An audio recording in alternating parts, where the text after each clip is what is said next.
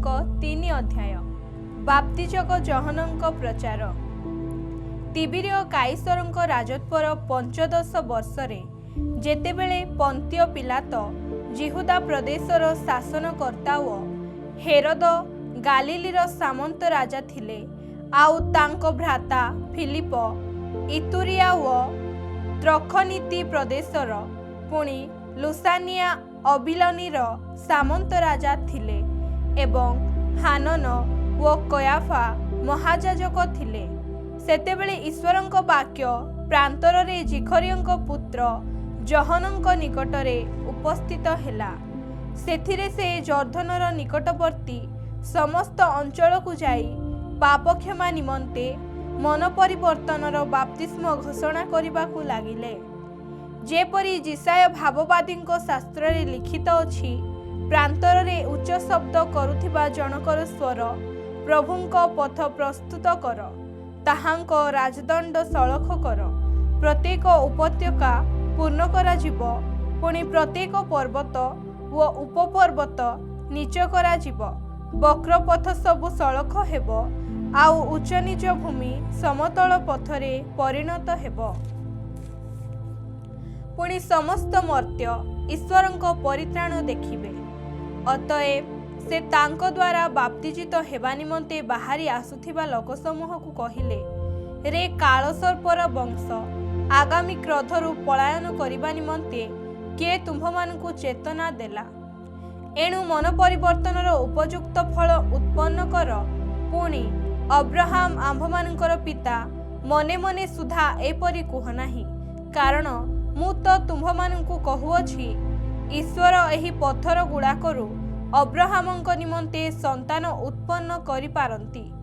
आउ एबे सुधा गछ गुड़िक मूलरे कुराड़ी लागि अछि। अतएव जे कौनसी गछ भल फल न फले ताहा हणा जाई नियारे पकाजिब।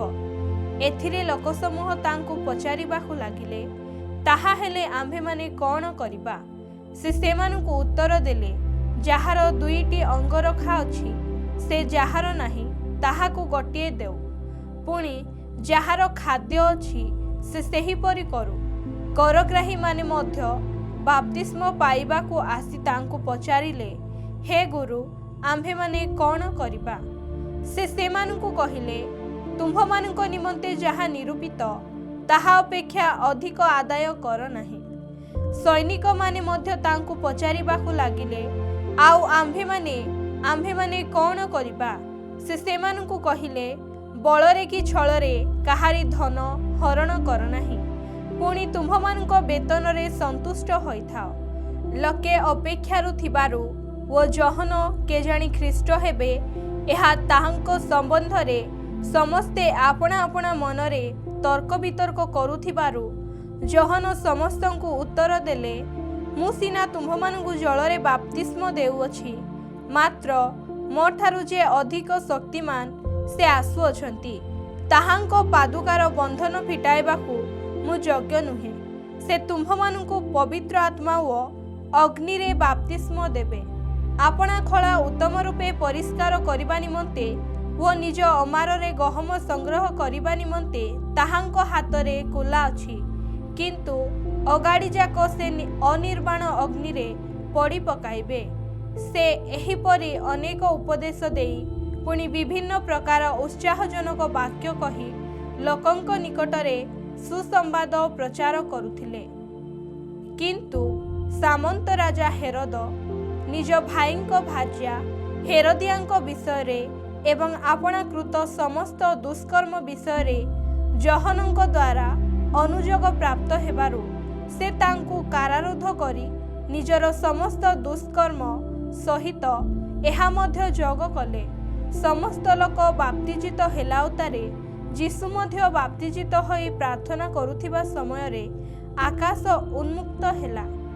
पुणी पवित्र आत्मा दैहिक भावे कपत परी ताहांक उपरकू ओल्हाई आसिले, आउ आकाशरु एही बाणी हेला, तुम्भे आंभर प्रिय पुत्र, तुम्भठारे आंभर परम संतोष।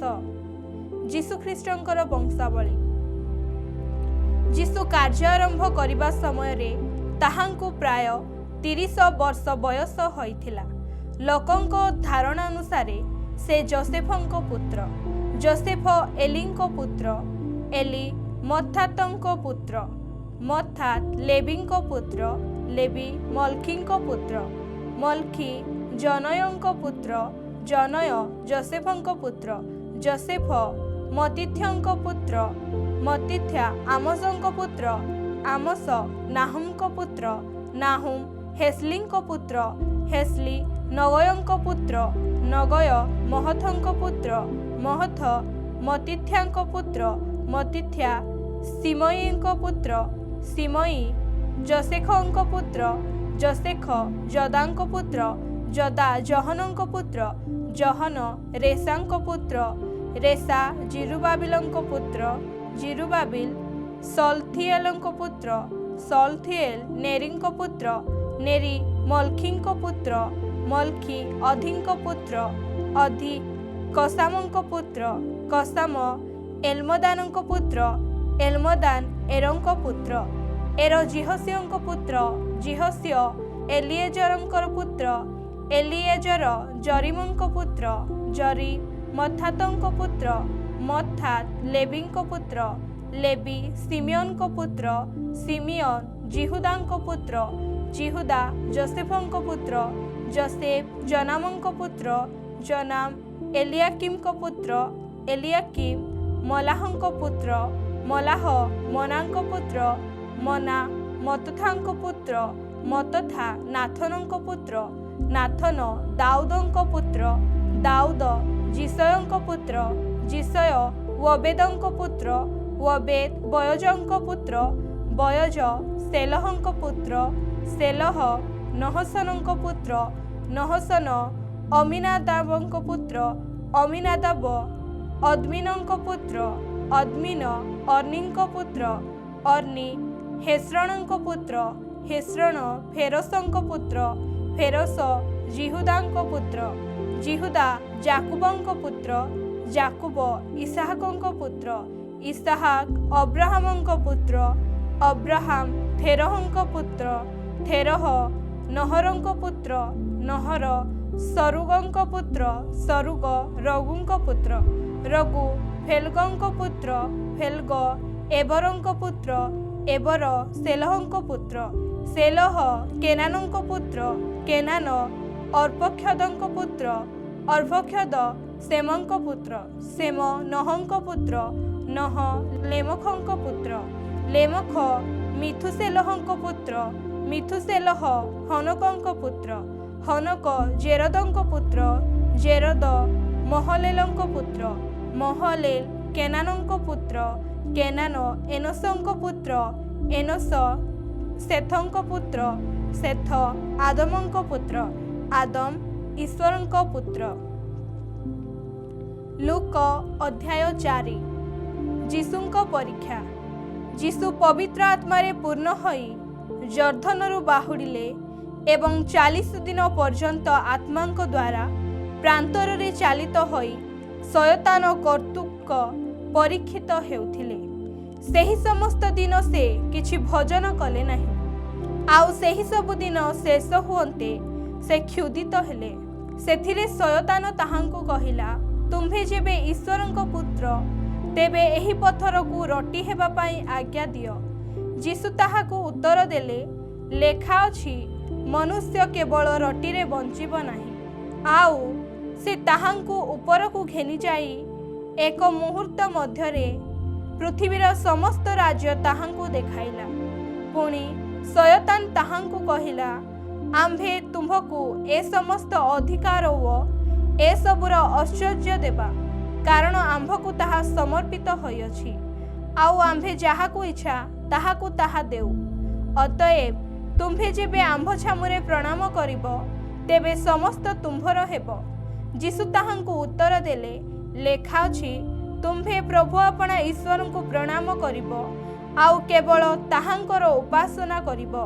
पुणी से ताहांकु जेरुसालेमकु घेनी जाई मंदिरर छात उपरे ठिया कराई ताहांकु कहिला, तुम्भे जेबे ईश्वरंक पुत्र तेबे एठारु तळकु डेई पड़, कारण लेखा अछि तुम्भकु रक्षा करिबा निमंते से आपणा दूत मानू तुम्भ विषय आज्ञा देबे आउ लेखा अछि काले तुम्भ पाद पथर रे बाजिब एथिपाई से माने तुम्भकू हस्तरे तली धरिबे। पुणी जीशु ताहांकु उत्तर देले उक्त अछि तुम्भे प्रभु आपणा ईश्वर को परीक्षा करिब नाही। शयतान समस्त प्रकार परीक्षा समाप्त कलाउतारे किछि काल पर्यंत ताहांकु परित्याग करी चलीगला। जीशुंको सेवा कार्य आरंभ। एथि उतारे जीशु आत्मांको शक्ति रे गालिली की बाहुड़ी गले आउ चतुर्दिगस्त समस्त अंचल रे ताहांकर ख्याति व्यापी गला। पुणी से सेमानंको समाज गृह सम्मुख रे शिक्षा देई समस्तंको ठारू गौरव पाइबाकू लागिले। नाजरीत रे जीशु उपेक्षित। से जेउ नाजरीत रे प्रतिपालित होइथिले सेही स्थान को इतिमध्यरे गले व आपणा रीति अनुसारे विश्राम बार रे समाज गृह रे प्रवेश कले आउ पाठ करिबा निमंते ठिया हेले। सेथिरे जिसाय भाववादी पुस्तक ताहांकु दियागला आउ से ताहा फिटाई जेउ स्थान रे एही वाक्य लिखित अछि ताहा पाइले प्रभुंकर आत्मा मोठारे अधिष्ठित जेणु दिनहीन मानक निकटरे सुसमाचार प्रचार करिबा निमंते से मते अभिषिक्त करियछंती। बंदी मानक निकटरे मुक्ति व अंध मानक निकटरे दृष्टि लाभर विषय घोषणा करिबाकू पुणी उपद्रव प्राप्त लोक मानकू मुक्त करिबाकू आउ प्रभुंक अनुग्रह वर्ष घोषणा करिबाकू से मते प्रेरण करियछंती। परे से पुस्तक बंद करी परिचारक को ताहा फेराई देई उपवेशन कले आउ समाज गृह रे समस्तंक दृष्टि ताहांको उपरे स्थिर होई रहिला।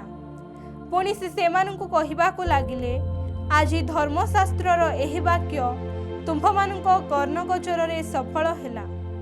आउ समस्ते ताहांको संबंध रे साक्ष्य देबाकू लागिले व ताहांको मुख निर्गत अनुग्रहर वाक्य रे चमत्कृत हेले। पुणी से माने कहिबाकू लागिले ए कोन जोसेफर पुत्र नुहे। सेथिरे से सेमानंकु कहिले तुम्हे माने निश्चय मते एही प्रवाद वाक्य कहिबो हे वैद्य आपे आपणा को सुस्थ कर कफरनाहुम रे जहा जहा घटी अछि बोले आम्भे माने सुनियछु सेही सबु एही स्थान रे निज पैतृक नगर रे मध्य कर।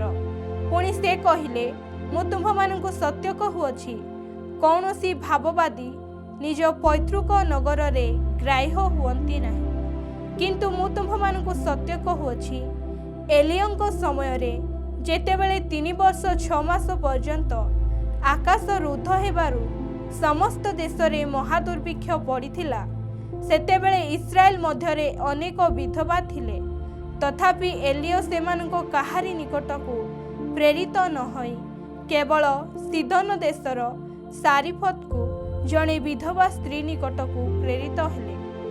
पुणी भाववादी इलिसायंको समय रे इस्राएल मध्यरे अनेक गोष्ठी थिले तथापि सेमानଙ୍କ मध्यरु केही सूची करा जाई नथिले केवल सूर्या देशीय नामान सूची करा जाइथिले।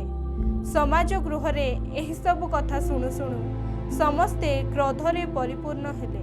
पुणी सेमाने उठी ताहांकु नगररु बाहर करिदेले एवं सेमानଙ୍କର नगर जेउ पर्वत उपरे स्थापित थिला सेथिर तीख स्थानरु तळकु पकाई देबा निमंते ताहांकु सेठाकु घेनी गले किंतु से सेमानଙ୍କ मध्य दे गमन करी चाली गले।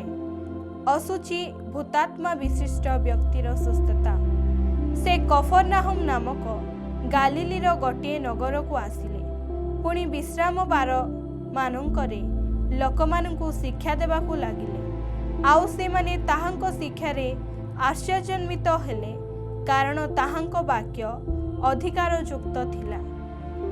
दिने समाज गृह रे जणे असुचि भूतात्मा विशिष्ट लोक थिला से उच्च स्वर रे चित्कार कला आ नाजरीतीय जीशु तुम्भ सांगरे आंभ मानकर कौन अछि तुम्भे कि आंभ मानकु विनाश करिबाकू आसिलो तुम्भे किए ताहा मु जाने तुम्भे ईश्वरंकर सेही पवित्र व्यक्ति। जीशु ताहाकू धमक देई कहिले चुप कर एहाठारू बाहरी जा। सेथिरे सेही भूत ताहाकू मध्य स्थान रे पकाई देई ତାହାର କୌଣସି କ୍ଷତି ନ କରି ତାହାଠାରୁ ବାହାରିଗଲା। ଏଥିରେ ସମସ୍ତେ ବିସ୍ମୟାନ୍ୱିତ ହୋଇ ପରସ୍ପର କୁହାକୁହି ହେଲେ, ଏ କି କଥା? ସେ ଅଶୁଚି ଆତ୍ମାମାନଙ୍କୁ ଅଧିକାର ଓ ଶକ୍ତି ସହିତ ଆଦେଶ ଦିଅନ୍ତି, ଆଉ ସେମାନେ ବାହାରି ଯାଆନ୍ତି। ସେଥିରେ ତାହାଙ୍କ ସମ୍ବନ୍ଧୀୟ ସମାଚାର ଚତୁର୍ଦିଗସ୍ଥ ଅଞ୍ଚଳର ସର୍ବତ୍ର ବ୍ୟାପିଗଲା। ଅନେକ ଲୋକଙ୍କ ସୁସ୍ଥତା। ପରେ ସେ ସମାଜ ଗୃହରୁ ଉଠି ସିମୋନଙ୍କ ଘରକୁ ଗଲେ। ସିମୋନଙ୍କ ଶାଶୁଙ୍କୁ ଭୟଙ୍କର ଜ୍ୱର ହୋଇଥିଲା, ଆଉ ସେମାନେ ତାଙ୍କ ବିଷୟରେ ତାହାଙ୍କୁ ଅନୁରୋଧ କଲେ। ସେଥିରେ ସେ ତାଙ୍କ ପାଖରେ ଠିଆ ହୋଇ ଜ୍ୱରକୁ ଧମକ ଦେଲେ, ଆଉ ତାଙ୍କୁ ଜ୍ୱର ଛାଡ଼ିଗଲା। ପୁଣି ସେ ସେହି କ୍ଷଣେ ଉଠି ସେମାନଙ୍କ ପରିଚର୍ଯ୍ୟା କରିବାକୁ ଲାଗିଲେ। ସୂର୍ଯ୍ୟ ଅସ୍ତ ହେବା ସମୟରେ ଯେଉଁମାନଙ୍କ ନିକଟରେ ନାନା ପ୍ରକାର ରୋଗରେ ପୀଡ଼ିତ ଲୋକମାନେ ଥିଲେ, ସେ ସମସ୍ତେ ସେମାନଙ୍କୁ ତାହାଙ୍କ ନିକଟକୁ ଆଣିଲେ ଏବଂ ସେ ପ୍ରତ୍ୟେକ ଜଣ ଉପରେ ହାତ ଥୋଇ ସେମାନଙ୍କୁ ସୁସ୍ଥ କଲେ। ପୁଣି ଭୂତମାନେ ମଧ୍ୟ ଚିତ୍କାର କରୁ କରୁ ତୁମ୍ଭେ ଈଶ୍ୱରଙ୍କ ପୁତ୍ର ବୋଲି କହି ଅନେକଙ୍କଠାରୁ ବାହାରି ଗଲେ, ଆଉ ସେ ସେମାନଙ୍କୁ ଧମକ ଦେଇ କଥା କହିବାକୁ ଦେଲେ ନାହିଁ, କାରଣ ସେ ଯେ ଖ୍ରୀଷ୍ଟ ଏହା ସେମାନେ ଜାଣିଥିଲେ। ଉପାସନା ଗୃହମାନଙ୍କରେ ଯୀଶୁଙ୍କ ପ୍ରଚାର। ପ୍ରଭାତ ହୁଅନ୍ତେ ସେ ବାହାରି ଗୋଟିଏ ନିର୍ଜନ ସ୍ଥାନକୁ ଗଲେ, ଆଉ ଲୋକସମୂହ ତାହାଙ୍କର ଅନ୍ୱେଷଣ କରି କରି ତାହାଙ୍କ ନିକଟକୁ ଆସିଲେ। ପୁଣି ସେ ଯେପରି ସେମାନଙ୍କ ପାଖରୁ ଚାଲି ନ ଯାଆନ୍ତି ସେଥି ନିମନ୍ତେ ତାହାଙ୍କୁ ଅଟକାଇବା ପାଇଁ ଚେଷ୍ଟା କଲେ।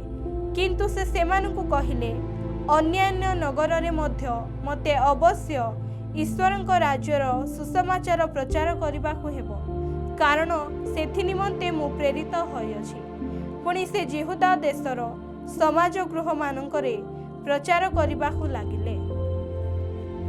ଲୁକ 5 ଅଧ୍ୟାୟ।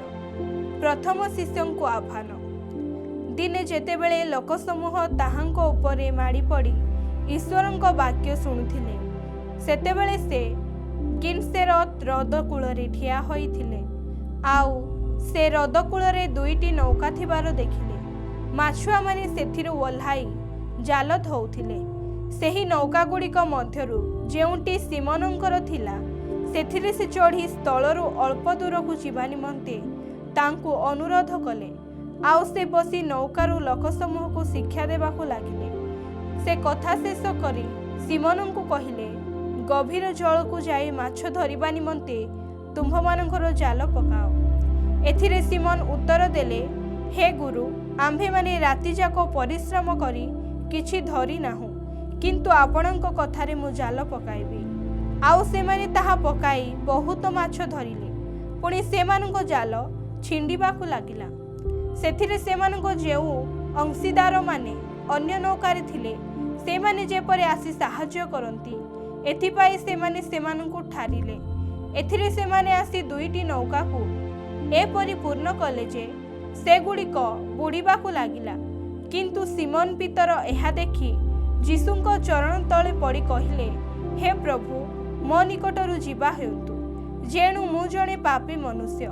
କାରଣ ସେମାନେ ସେହି କ୍ଷେପରେ ଏତେ ମାଛ ଧରିଲେ ଯେ ତାହା ଦେଖି ସେ ଓ ତାଙ୍କ ସଙ୍ଗୀ ସମସ୍ତେ ବିସ୍ମୟାନ୍ୱିତ ହେଲେ।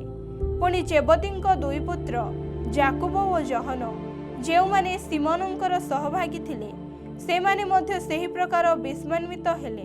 ପୁଣି ଯୀଶୁ ସିମୋନଙ୍କୁ କହିଲେ, ଭୟ କର ନାହିଁ, ଆଜିଠାରୁ ତୁମ୍ଭେ ମନୁଷ୍ୟମାନଙ୍କୁ ଧରିବ।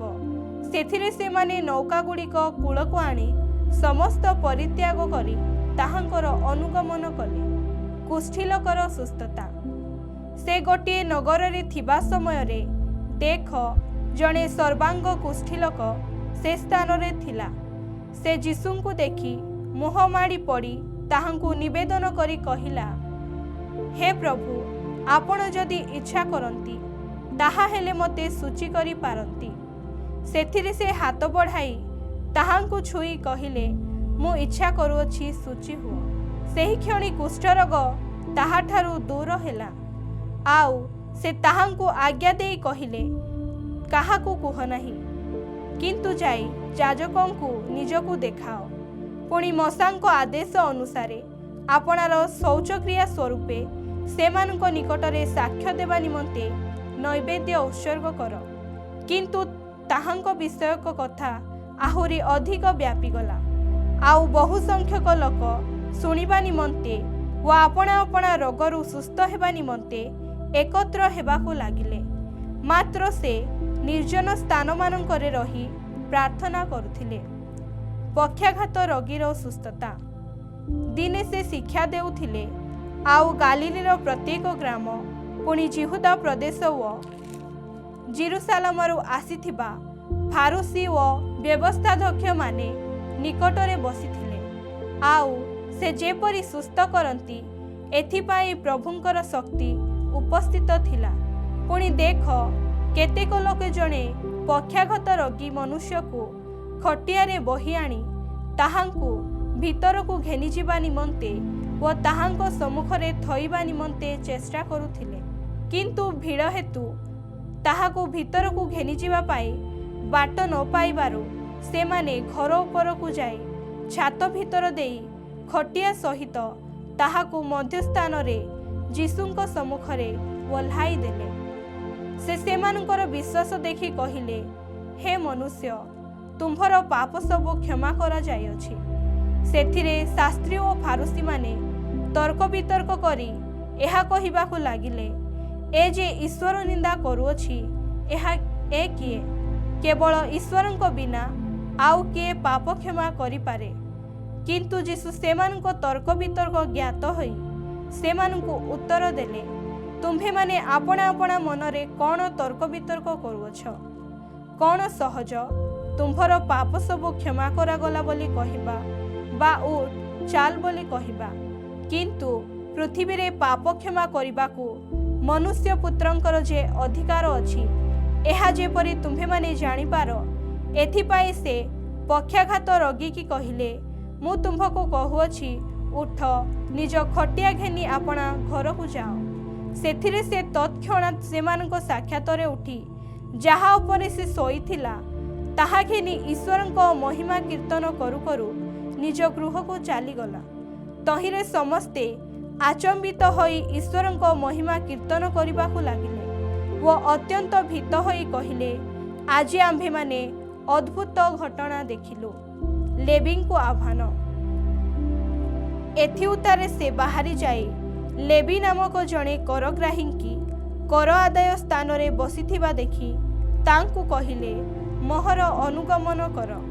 ସେଥିରେ ସେ ସମସ୍ତ ପରିତ୍ୟାଗ କରି ଉଠି ତାହାଙ୍କର ଅନୁଗମନ କରିବାକୁ ଲାଗିଲେ। ପୁଣି ଲେବୀ ନିଜ ଘରେ ତାହାଙ୍କ ନିମନ୍ତେ ଗୋଟିଏ ବଡ଼ ଭୋଜି କଲେ। ଆଉ ବହୁ ସଂଖ୍ୟକ କରଗ୍ରାହୀ ଓ ଅନ୍ୟାନ୍ୟ ଲୋକ ସେମାନଙ୍କ ସାଙ୍ଗରେ ଭୋଜନ କରିବାକୁ ବସିଲେ। ସେଥିରେ ଫାରୁସୀମାନେ ଓ ସେମାନଙ୍କ ଦଳର ଶାସ୍ତ୍ରୀମାନେ ତାହାଙ୍କ ଶିଷ୍ୟମାନଙ୍କ ବିରୁଦ୍ଧରେ ବଚସା କରି କହିବାକୁ ଲାଗିଲେ, ତୁମ୍ଭେମାନେ କାହିଁକି କରଗ୍ରାହୀ ଓ ପାପୀମାନଙ୍କ ସାଙ୍ଗରେ ଖିଆପିଆ କରୁଅଛ? ଯୀଶୁ ସେମାନଙ୍କୁ ଉତ୍ତର ଦେଲେ, ସୁସ୍ଥ ଲୋକମାନଙ୍କର ବୈଦ୍ୟଠାରେ ପ୍ରୟୋଜନ ନାହିଁ, ମାତ୍ର ଅସୁସ୍ଥ ଲୋକମାନଙ୍କର ପ୍ରୟୋଜନ ଅଛି। ମୁଁ ଧାର୍ମିକମାନଙ୍କୁ ଆହ୍ୱାନ କରିବା ନିମନ୍ତେ ଆସିନାହିଁ, କିନ୍ତୁ ମନ ପରିବର୍ତ୍ତନ ନିମନ୍ତେ ପାପୀମାନଙ୍କୁ ଆହ୍ୱାନ କରିବା ପାଇଁ ଆସିଅଛି। ଉପବାସ ପ୍ରସଙ୍ଗ। ସେମାନେ ତାହାଙ୍କୁ କହିଲେ, ଯୋହନଙ୍କ ଶିଷ୍ୟମାନେ ଥରକୁ ଥର ଉପବାସ ଓ ପ୍ରାର୍ଥନା କରନ୍ତି। ଫାରୁସୀମାନଙ୍କ ଶିଷ୍ୟମାନେ ମଧ୍ୟ ସେହି ପ୍ରକାର କରନ୍ତି, କିନ୍ତୁ ଆପଣଙ୍କ ଶିଷ୍ୟମାନେ ଭୋଜନ ପାନ କରନ୍ତି। ସେଥିରେ ଯୀଶୁ ସେମାନଙ୍କୁ କହିଲେ, ବରଯାତ୍ରୀମାନଙ୍କ ସହିତ ବର ଥିବା ସମୟରେ ତୁମ୍ଭେମାନେ କି ସେମାନଙ୍କୁ ଉପବାସ କରିପାର? କିନ୍ତୁ ସମୟ ଆସିବ, ଆଉ ଯେତେବେଳେ ସେମାନଙ୍କ ଠାରୁ ବରଙ୍କୁ କାଢ଼ି ନିଆଯିବ, ସେତେବେଳେ ସେହି ସମୟରେ ସେମାନେ ଉପବାସ କରିବେ। ପୁଣି ସେ ସେମାନଙ୍କୁ ଗୋଟିଏ ଦୃଷ୍ଟାନ୍ତ ମଧ୍ୟ କହିଲେ, କେହି ନୂଆ ଲୁଗାର ତାଳି ଛିଣ୍ଡାଇ ପୁରୁଣା ଲୁଗାରେ ପକାଏ ନାହିଁ। ପକାଇଲେ ସେ ନୂଆ ଖଣ୍ଡିକ ଚିରିଦେବ, ପୁଣି ନୂଆ ଲୁଗାର ତାଳି ମଧ୍ୟ ପୁରୁଣା ସାଙ୍ଗରେ ମିଶିବ ନାହିଁ। ଆଉ କେହି ନୂଆ ଦ୍ରାକ୍ଷାରସ ପୁରୁଣା କୁମ୍ଭାରେ ରଖେ ନାହିଁ। ରଖିଲେ ନୂଆ ଦ୍ରାକ୍ଷାରସ କୁମ୍ଭାକୁ ଫଟାଇ ପଡ଼ିଯିବ, ଆଉ କୁମ୍ଭା ମଧ୍ୟ ନଷ୍ଟ ହେବ। କିନ୍ତୁ ନୂଆ ଦ୍ରାକ୍ଷାରସ ନୂଆ କୁମ୍ଭାରେ ରଖିବା उचित आउ केही पुरुणा द्राक्षारस पान करी नुआ द्राक्षारस पान करने को इच्छा करे नहीं, कारण से कहे